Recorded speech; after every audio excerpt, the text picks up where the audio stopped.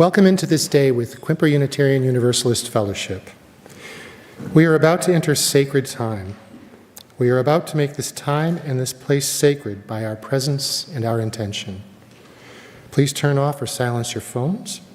And as you do so, I invite you also to turn down the volume on fears, to remove our masks, to loosen the armor around our hearts. Breathe. Let go of the expectations placed on you by others and those they taught you to place on yourself. Let go of the thing you said the other day.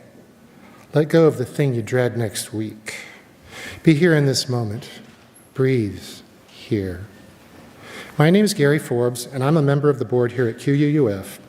As we gather, I acknowledge that the water, land, and shorelines here in Port Townsend are the traditional territory of the Sklallam and Chimicum peoples. We honor and acknowledge our Indigenous members and neighbors and vow to help restore and sustain these homelands.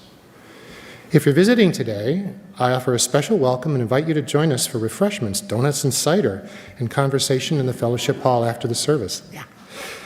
We have a newcomers table near the patio doors where our greeters are ready to answer any questions you might have. Welcome to you all this morning. We're very glad you're here. Announcements.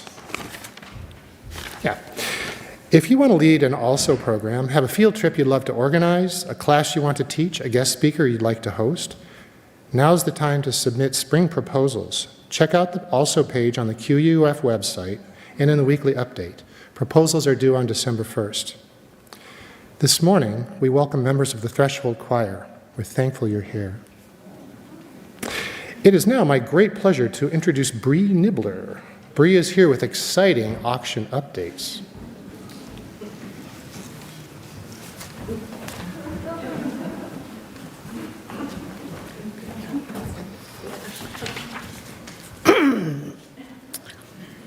Good morning. Jeez whiz. Do I have your attention? Are you all ears? Shall we scratch this into our memories?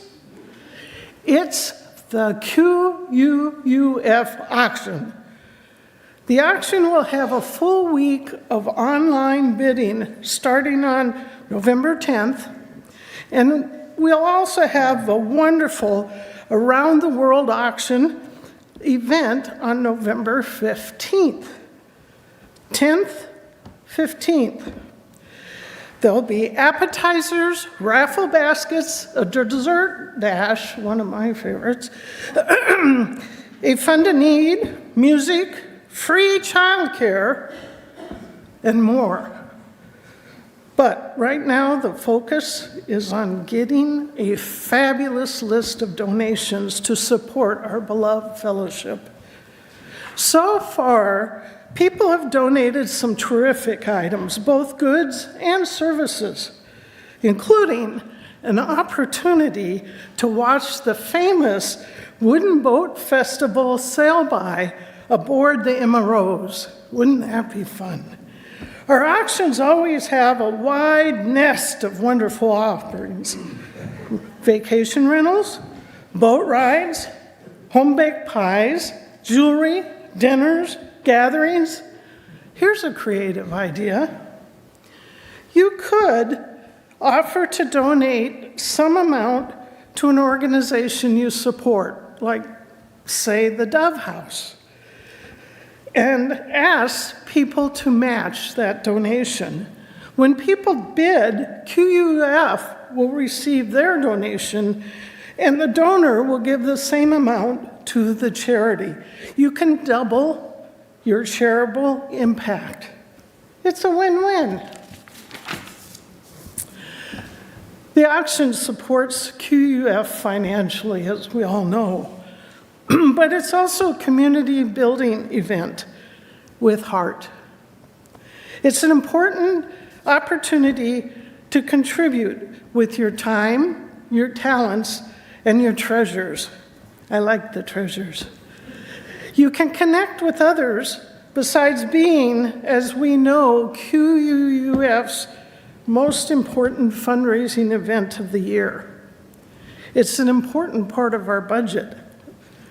Last year's auction, though, was so much fun and so successful that now there's a lot of pressure on the auction team and congregation. I've been asked, what if we can't do it again? What if we don't have enough donations?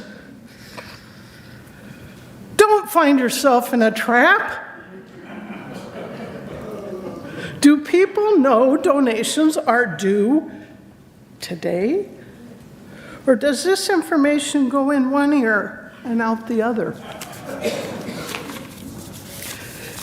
You know, QUUF is a dynamic congregation. It's a spiritual home, a social justice mover, and a vibrant community cornerstone. We get things done. We can do this. Oh, rats! We want QUUF to be here for us, for the community, and for the future. Your generous support makes that happen. The donation deadline is today. Let's say that together, shall we? When? Today, October 27th. Everybody got that? Do it one more time. Today, October 27th. Let's scurry and get those auction items turned in. The link to donation forms is on your Friday update or on the website, or you can pick up one by that beautiful bulletin board by our world-famous creative bulletin board maker. At any rate, for lots of essential information, please check out my cousin Doris Nibbler's blog that was in the weekly update this last Friday. Get your donation forms in today and help us make this year's auction sensational.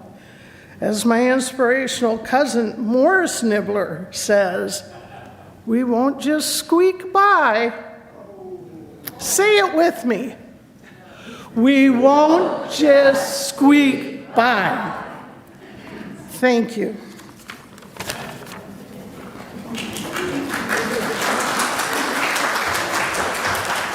Thank you, Bree, and thank you all for volunteering and all the donations we've received so far.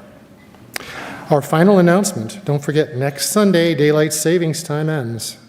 So set your clocks back an hour before going to bed on Saturday. Now let us settle our minds and calm our hearts.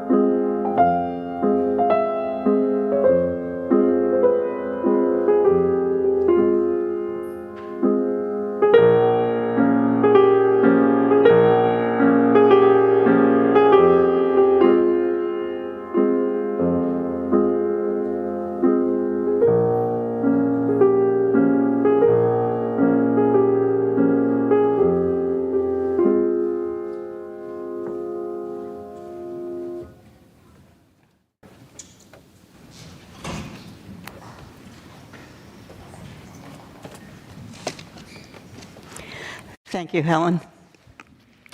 That set us up. Hi, folks. It's really good to be here this morning. This time of year, we walk into our fears, remember our dead, and abide in a liminal time.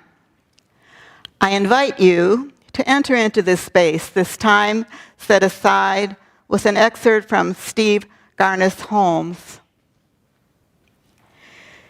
You sit with your back against a birch tree. The tree has come to a place of mind and releases its leaves, all of them. You are hanging on to something. Firefly larvae burrow underground, carrying their light off into the darkness. Frogs have given up their breath. They know what to keep and what to give away. You listen for what you might shed and what can't be taken from you, and what will be held for you for another time.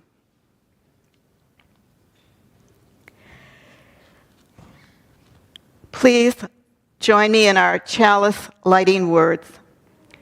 We light this chalice, knowing that in all cares us with aid as we hold hands in the light of this candle, right to truth and community.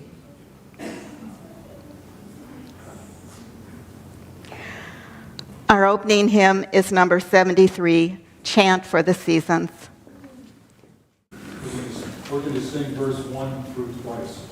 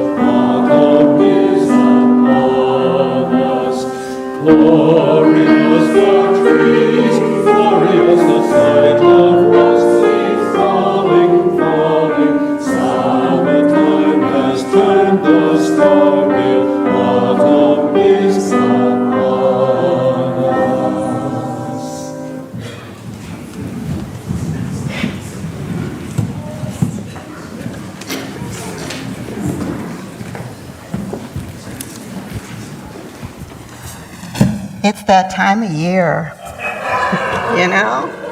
I love my hat. Hey, are there any children here who'd like to come up and hear a story? And maybe people who think they are children or want to be children? Oh boy, come on up. Ooh, great. Whoa, look at these costumes.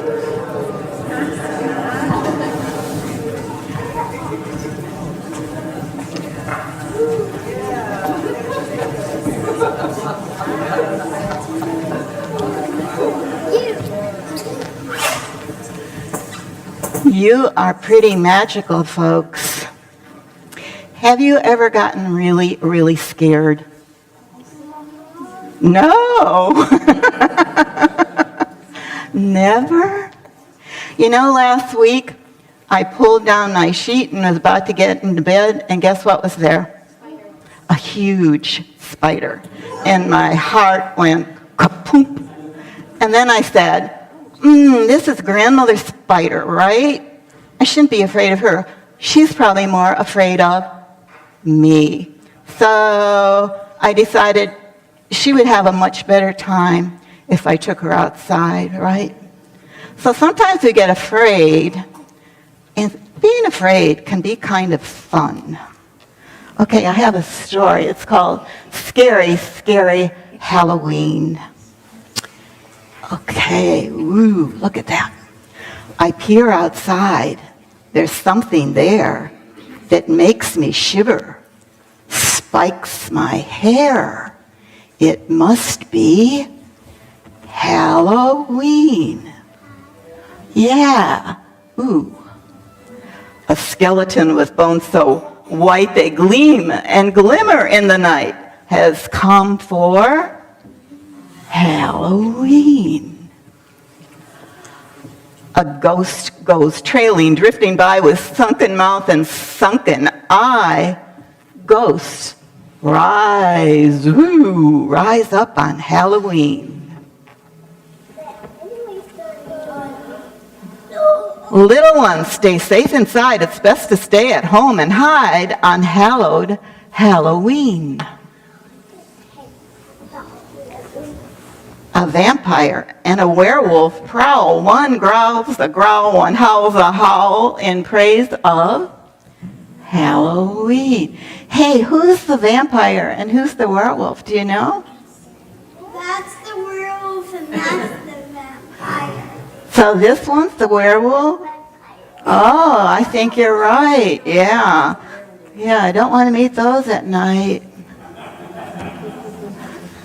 Two witches, grinning witchy grins, have pointy hats and pointy chins. They're here for Halloween.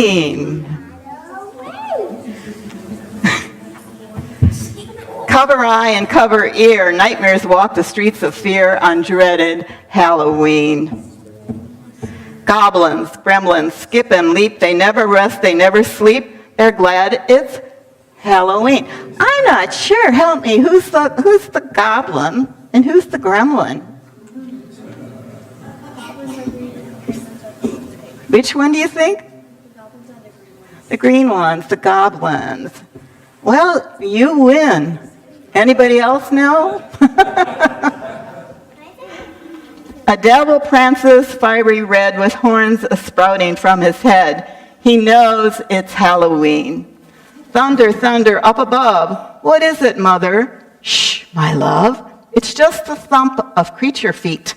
A creature in a winding sheet. His claws are dragging on the floor. It's crashing, smashing at the door. What size shoe do you think he has, huh? Will he find us here below? Shh, my love, I cannot know. Trick or treat, it's Halloween. Am I the scariest thing you've seen tonight on Halloween?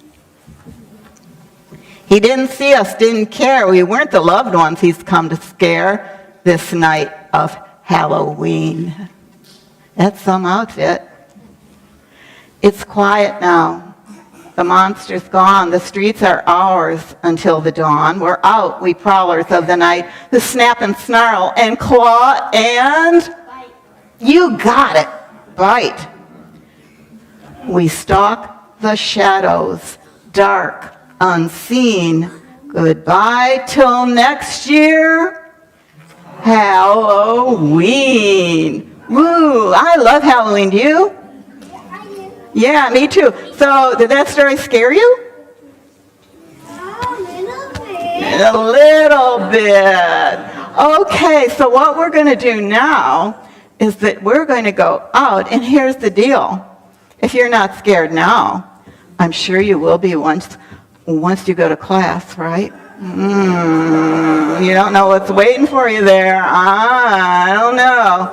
So let's help these kids go out, and anyone who wants us to dance with them in their costumes, you go through too.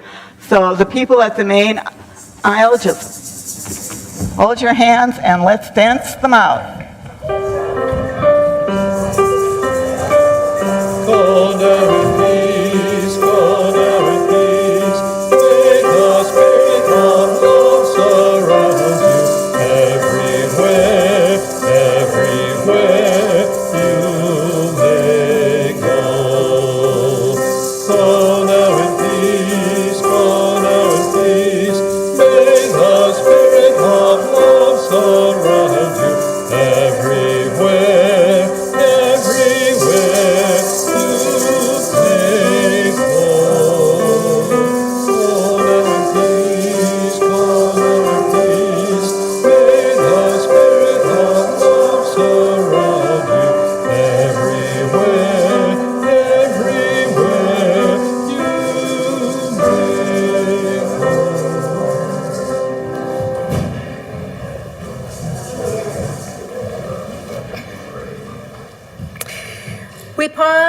for a time of generosity and to receive an offering which today goes to Olympic Neighbors.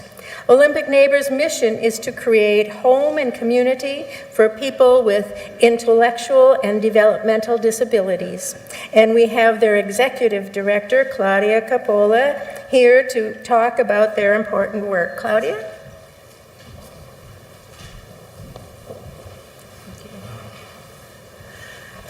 Hi, everyone. I'm Claudia Coppola, as you've heard, and I'm the director for Olympic Neighbors. For those of you that are not familiar with what we do, we're a local nonprofit that's dedicated to making sure that people with intellectual and developmental disabilities can live really good lives here in our wonderful local community. So what is an intellectual and developmental disability? It's a mouthful. But that refers to people with things like autism, Down syndrome, and other cognitive developmental delays. In the state of Washington, there's over 15,000 adults with developmental disabilities who are living with aging parents who are in their 60s, 70s, 80s, and older. And as these parents age and can no longer take care of their adult children, we know that they're going to need some level of support to keep living a good life in the community. Olympic Neighbors is doing our part by running the only adult family home in all of Jefferson County that specifically supports that population. An adult family home is sometimes called a group home. It's a regular house in a regular neighborhood where 6 adults can live, and we provide not only a safe, affordable place to live and help with groceries and rent and utilities, but we also provide staff 24 hours a day to help them be a part of the community. Adult family homes are a really cost-effective way to provide housing to this population, but it also offers a really good quality of life in the community. It's inclusive, and it keeps our community diverse. Staff that work in the home help our residents with all aspects of daily life, taking medicine, making meals, bathing, getting to appointments, but they also help them learn how to communicate effectively, to get along with their roommates, to manage their emotions, to explore their hobbies and talents, help them meet and make friends, significant others, and give them the support that they need to be a valued and productive member of our community. Our home, Hamilton House, has been open since 2018, and it's been full since it opened. We have a wait list of other individuals in Port Townsend, Port Hadlock, that need these services right now. We are finally at a point where we're ready to talk about expanding and growing our services so that we can meet the larger needs of the community. Unfortunately, Washington is ranked near the bottom for funds for these kinds of services. So we've been very lucky, to have such a generous community here that has supported us.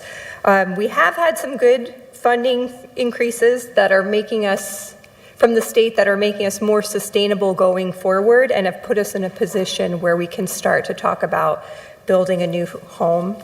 And I'm really excited to share more information about that in 2025. But one of the things I'm most proud of is the quality of services that our staff provide. Our house is often listed as the gold standard by our legislators and the state Department of Social and Health Services. So our goal is not to house people or to only house people. It's to make sure that they're living their best life as they define that for themselves.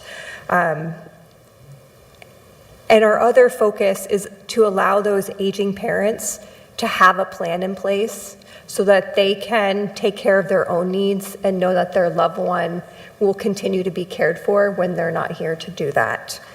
I feel very fortunate to be able to offer the services that Olympic Neighbors does, and so grateful for the support of our community. I've brought some brochures and other printed materials with me, and I'll be around for cider and donuts. So if you have any questions, please come see me, and thank you so much for your time today.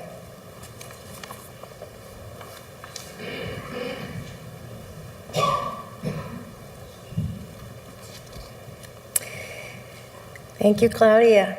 The ushers will come among you to receive the offering, and additional ways for giving will be projected. Please join me in our offering words. This fellowship is the community of ourselves. Its energy and resources are our energy and resources. Its wealth is what we share. As we contribute to the life of this community, we affirm our lives within it.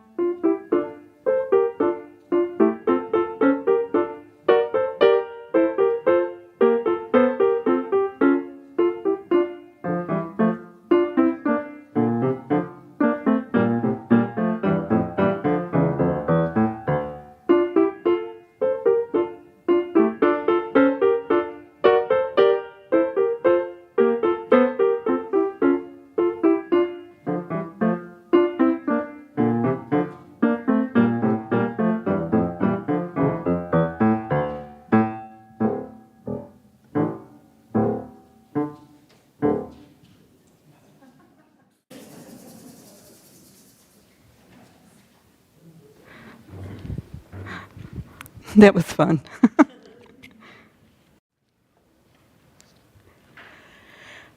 This time is set aside to share joys and sorrows. We recognize that our personal joys and sorrows are only a fragment of the joys and sorrows of the larger community of life. And thus we place this first stone, thinking in particular of our country as we begin our national vote. May peace hold us together as we each vote with integrity, as is our right and duty. And now, within the congregation, we light a candle for Kate Simpson, who asks us to keep her in our hearts and minds as she begins her long-awaited journey toward having her spine repaired in Seattle. Her first surgery starts on November 1st, and we wish her the very best.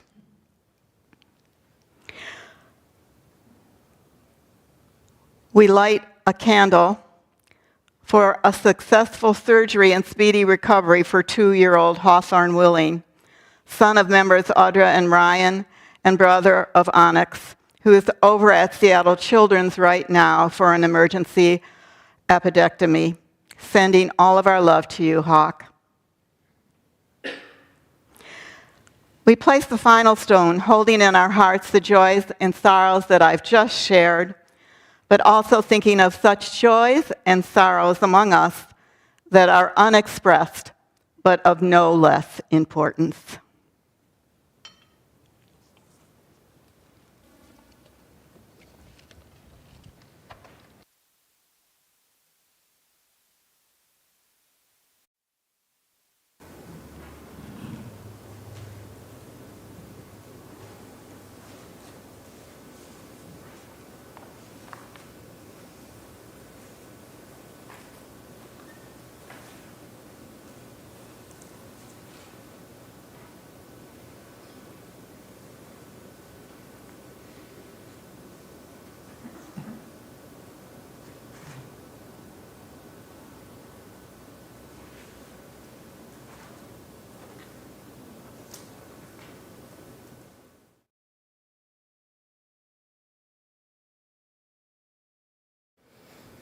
Our first reading is called Samhain, or Halloween, by Annie Finch.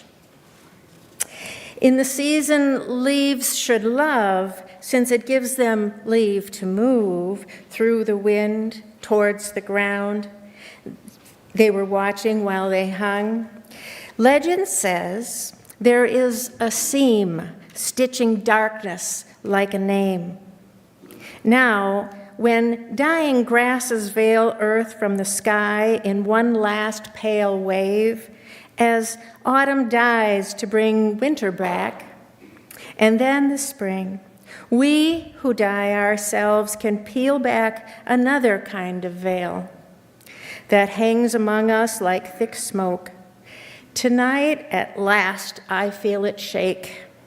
I feel the nights stretching away, thousands long, behind the days till they reach the darkness where all of me is ancestor.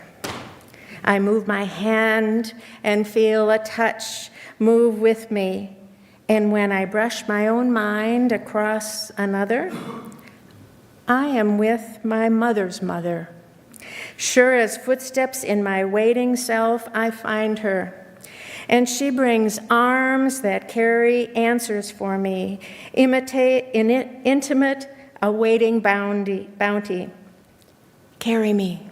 She leaves this trail through a shudder of the veil and leaves, like amber where she stays, a gift for her perpetual gaze. No.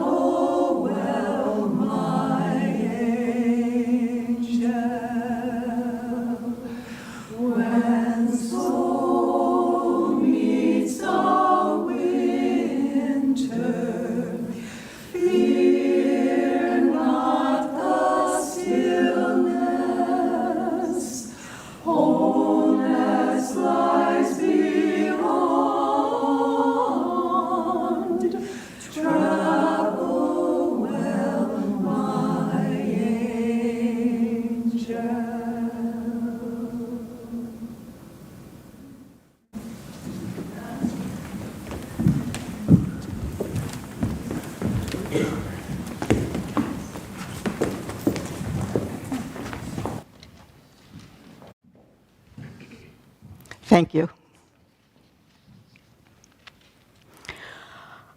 A quote from Jenny Colgan. Halloween is an ancient Druidic holiday, one that the Celtic peoples have celebrated for millennia.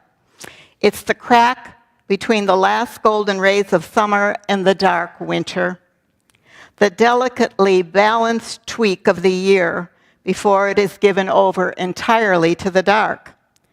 A time for the souls of the departed to squint, to peek, and perhaps to travel through the gap. The season of spooks, goblins, and ghosts is upon us, folks. How many of you love to either publicly or secretly watch scary movies or read spine-tingling horror stories during this time of Halloween? Raise your hand if you dare. Come on, yeah. Well, I love to watch at least one movie that makes my hair rise, and that's a lot of hair.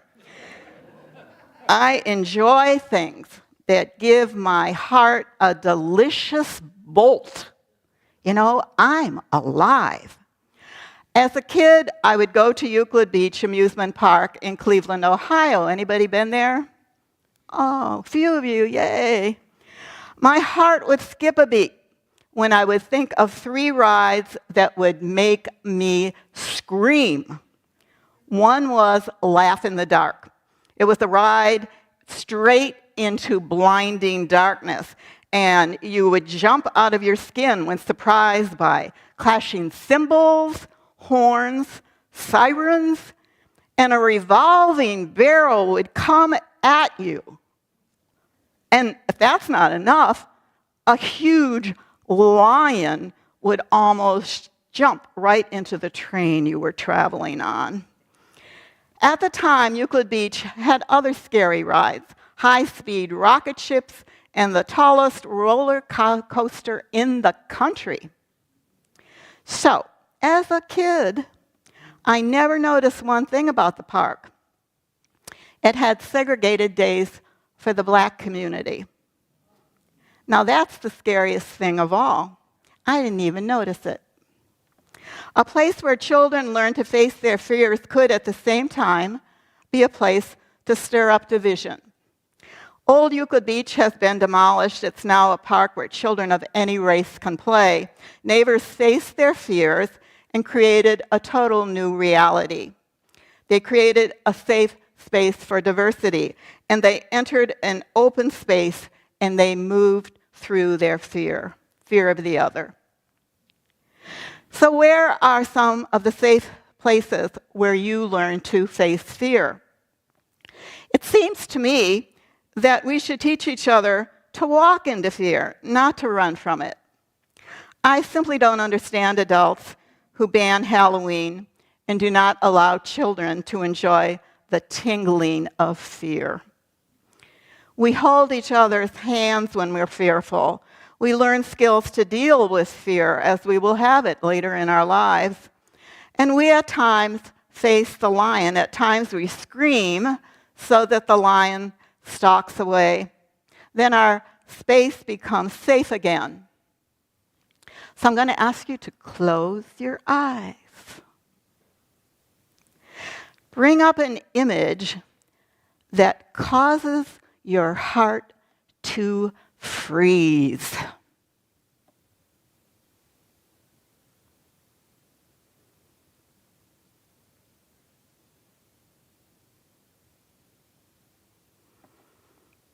Got it?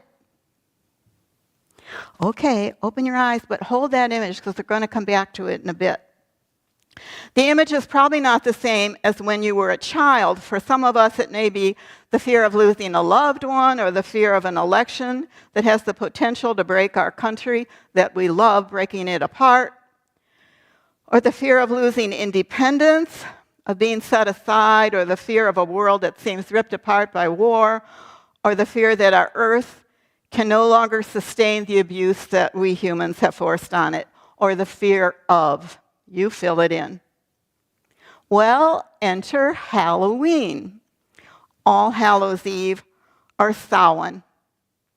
All names for the same autumn time. A few years ago, I talked to you about the history of Halloween, and I'm sure that you remember all of it. There is a quiz at the end of this, but as a refresher, I want to share a wee bit about the origins of Halloween. It's a history of the in-between time. Samhain is when the Pleiades are the highest. It's when 3 dimensions meet: the constellation, the earth, and the under-earth. So there is a huge energy force moving at this time of the year. There is a cave with an entry into Ireland's earth that is named the Gate of Hell. Samhain has been celebrated there for over 2,000 years, and it's the feast of passing over. Life and death dance with each other in a moment of time. It's a feast of facing fear and moving through it. Samhain takes place in the dead of night. The Gate of Hell and the celebration of Samhain are uniquely connected. The location of this major cave and it's called Rathcruachan. It is one of a series of underground caverns that extended from Sligo to what is today Roscommon. That's a long space, folks. It was also called not only the Gate to Hell, but the Gate of the Cats. Cats have power, folks, and power in many cultures. In this large underworld, the spirits lived, the immortals and the heroes of the cults. And these spirits lived alongside of demons, fierce animals, and all things scary. And they managed to coexist. And once a year on Samhain, they would come out from the underworld to visit the land of the living. They would emerge at the end of harvest time. Samhain is, as I said, an in-between time, and boundaries are thin. The living and the dead are moving in that same realm, and it's a time to reunite. So, many of us would love to spend time with our dead loved ones, but remember that it's hard to recognize our loved ones from the malignant spirits who rove the earth on these days of late autumn, at least in the Samhain myths. So what did the Celts do? They protected themselves from the unsavory characters of the underworld. They left all the fruit of the trees that fell on the ground. These were gifts of appeasement to the dead and to the spirits. They dressed up in costumes so that any beast or stranger from the underworld would not hurt them. And the ghastlier the outfit, the better. They built a big, huge bonfire to create a safe space. Vengeful spirits will not go near fire. The families would carve out gourds, and part of the ritual was to place fire in the gourds. And the gourds were then carried to homes, their own homes, to light their fires and to make certain that nothing would enter the home that night when the dead were roving. Nothing would hurt them. Yes, we honor the dead, but we mere mortals on this side of the curtain maintain respect, courage, and awe when Samhain comes around. And during this time, even when we wear fearful costumes, we do not approach the Gate of the Cats with smugness, insincerity, or lassitude. We are on our toes in the dark. Cats, as we know, do not suffer fools. This time of year is liminal and a time of change. We see this in our autumn earth, in our knowledge that winter, with its deep dark, will soon appear. It's a time when the spirits of my loved ones come and whisper ever so quietly as I walk in the woods, sit under the stars, or awake in the night. It's a time to acknowledge and to listen Times of transition are times when our senses are alive, and so is that of the earth. But we can't stay in transition times. We move on. We keep on walking on our own path as we let our loved ones go. And often we walk with others, with community, with those who have, and let those who have died to move on. It is a healthy thing for both us and for our loved spirits. And yet, our loved ones are in everything that exists. They do not abandon us. There's a romantic story written by O. Henry that you may have read in high school. It's titled The Last Leaf. Remember it?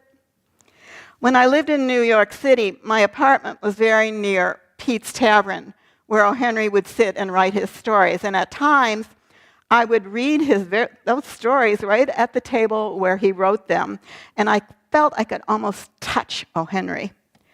The story, The Last Leaf, takes place in autumn during a pneumonia epidemic in New York City, and many are dying. A young woman artist, Johnsy, is stricken, and she grows more and more delusional and fearful. She looks out of her window and sees that there are few leaves left on the trees, and she believes she will die when the last leaf falls. She gives up and prepares to transition from life to death. But she has a friend, Sue, who knows that it's not Johnsy's time to die. Sue becomes a healing spirit and enlists the help of a tired old man. He lives in the same building, and he goes out in the night, in the cold, in the wet, windy autumn air, and paints one leaf on the building opposite Johnsy's window. In the morning, she sees the last leaf, acknowledges its strength, and chooses to heal. The irony of the story is that the old man, the old artist, dies of pneumonia. It was his gift to paint the leaf despite his age and the bitterness of the night.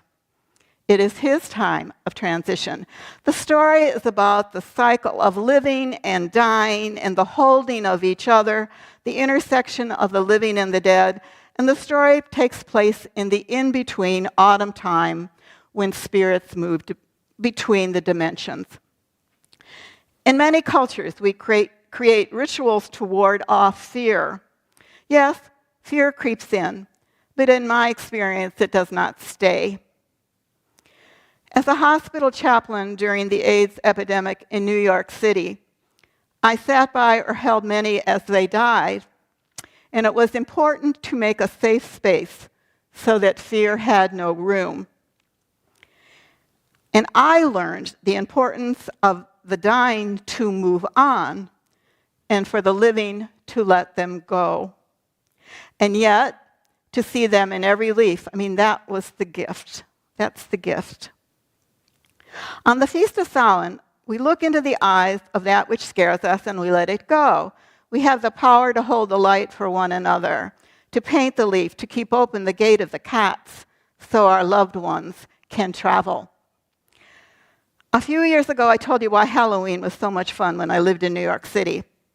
It's about this wonderful, joy-filled parade that winds around the village. New Yorkers hold each other's hands, laugh into the dark, and make fun of the fears that kill our hearts. Over 2 million people participate. This year, and every year it has a new theme, this year, perhaps in honor of the Gate of the Cats, the parade has been the name of the cats and the parade of the ladies. New Yorkers can be very wicked. I invite each of you to light a candle and to let go of the fear that comes to you when you close your eyes. The fear is particular to you. Or perhaps when you light the candle, you meet a deceased loved one and you wish them peace as they go forward on the path. Or perhaps you thank someone who loved you on your path, or someone who stood for truth and kept the world safe. You let them know and let yourself know that you are indeed okay. You let them know that you will see them always, Lighting candles is the promise to walk together through and in the darkness. It is a way to allow mystery to move between the spheres. So we light pumpkins and walk on together, knowing that we stand outside of time.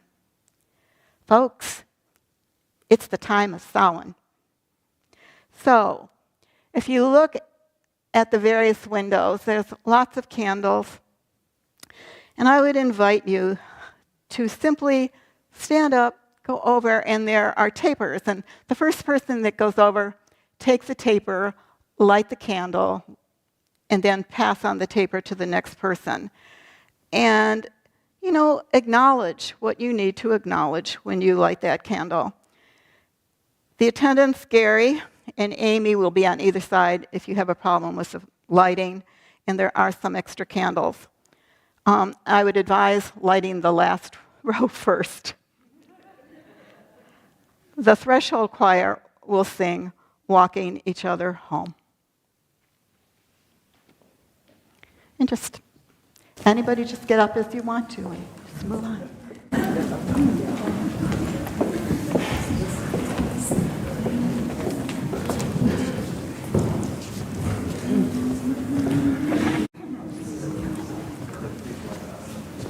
We are all just walking each other home. We are all just walking each other home. We are all just walking each other home. We are all just walking each other home. We are all just walking each other home.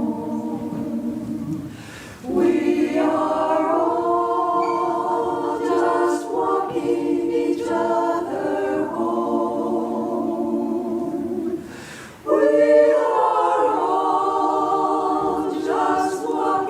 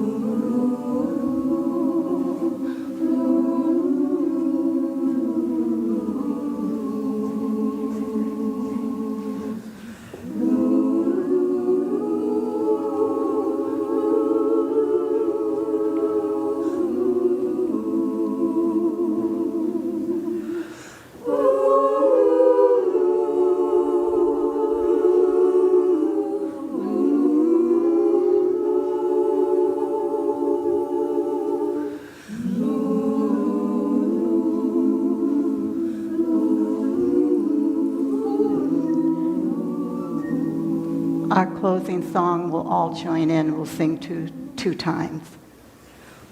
We are all just walking each other home. We are all just walking each other home. We are all just walking each other home. We are all just walking each other home. We are all just walking each other home.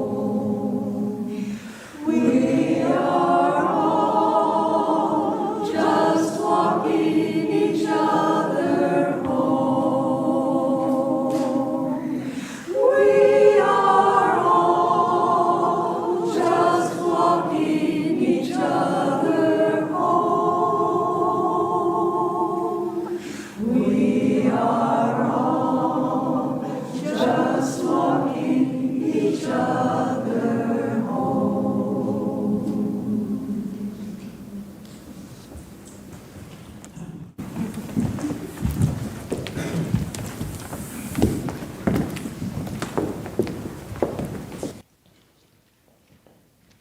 Thank you.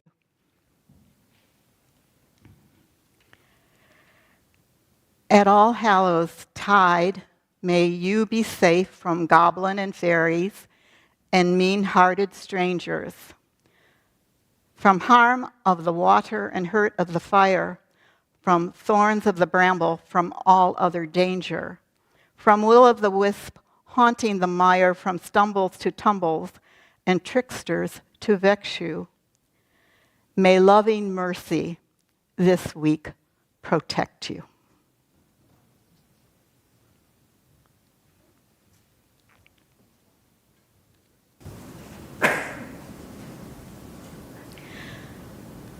Please join us in our chalice extinguishing words. We extinguish our flame, but not the light of truth, the warmth of community, the fire of commitment, or the power of transportation. These we carry in our hearts until we are together again.